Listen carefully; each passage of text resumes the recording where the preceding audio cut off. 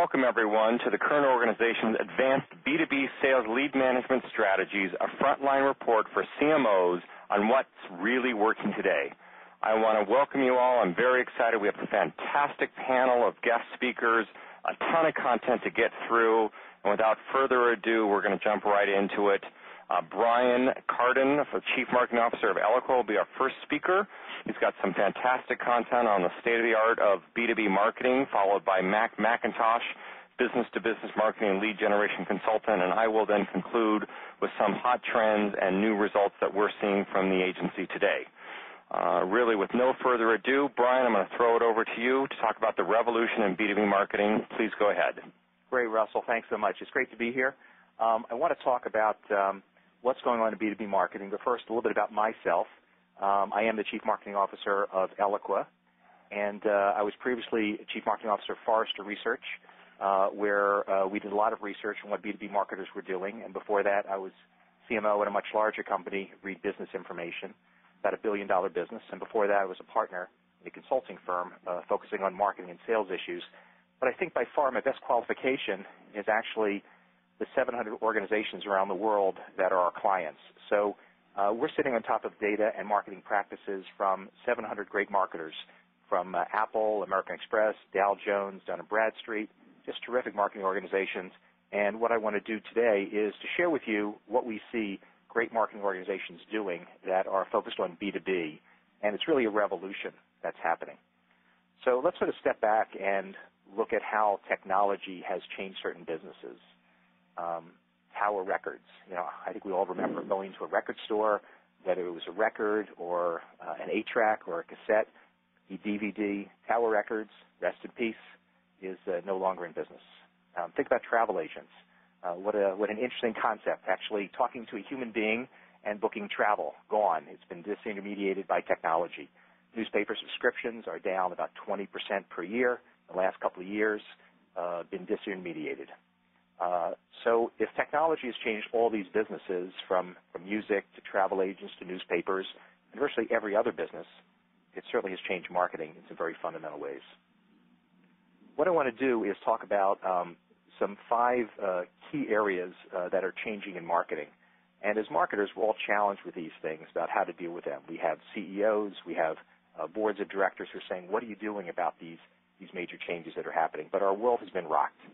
So you think about power to the people and the rise of social media. What marketer thinks they're in total control anymore of their brand?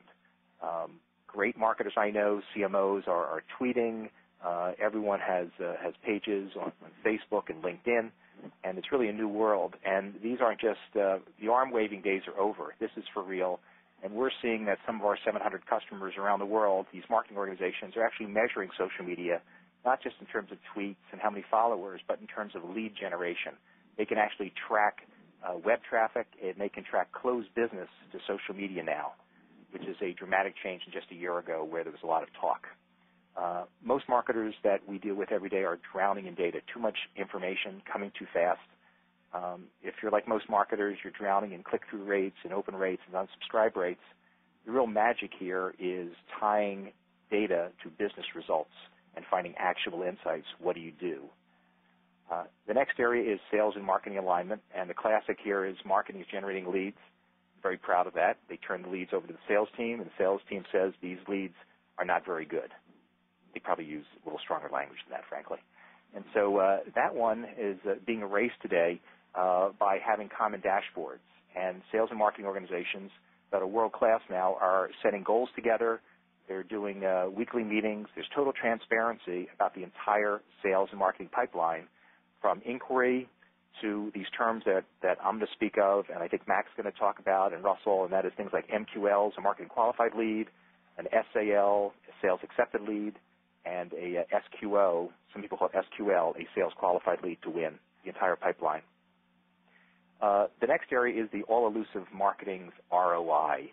And this one has changed as well, that there are now measurement tools where marketers can validate their budgets, they can substantiate the marketing investments, and they can prove the value of marketing to not just the CFO and the CEO, but the board of directors.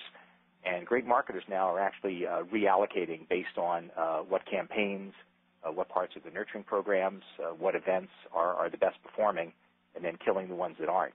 The other area that ROI really has happened here is with A/B testing and lots of optimization. And of course, the last area is technology, whether it be new methods of reaching consumers through Twitter, through mobility. But most strong marketing organizations have an incredible technology backbone, and they're using a CRM, using web analytics tools, and using marketing automation to drive greater results. This area, Forrester, when I was there, they talked about left brain marketing. And if you think about left brain really being about logic and analysis, applied science, that's really where marketing has gone. And I think, marketing about 20 years ago was much more about right brain. But what we're finding, it's really the combination. You need great messages, you need engaging messages, but you need to measure everything. And so for a lot of our clients, when they're in team meetings coming up with creative ideas, they're not guessing which creative idea is better and choosing one. They're testing both.